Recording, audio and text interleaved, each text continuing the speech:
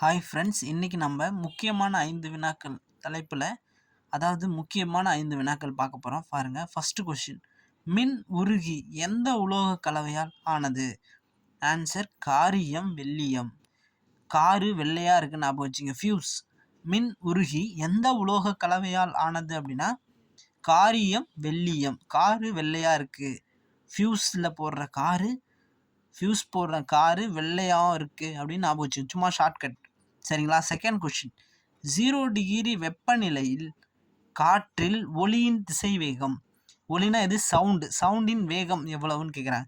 0 degree வெப்பநிலையில் எவ்வளோனா 331 metre second power -1.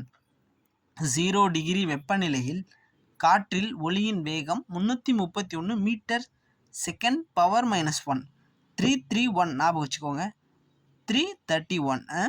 அடுத்தது மூன்றாவது கொஷின், பூகம்பத்தின் போது உருவாகும் அலை எடுத்துக்காட்டு என்ன? அதாவது பூகம்பத்தின் போது உருவாகும் அலை நெட்டலை. பூகம்பம் எப்படின்னா நெட்டாக வரும்னு ஞாபகம் வச்சுக்கோங்க. பூகம்பத்தின் போது உருவாகும் அலை நெட்டலை. நான்காவது கொஷின், பாத்திரம் கழுவும் இயந்திரங்களில் எந்த ஒலி பயன்படுத்தப்படுகிறது?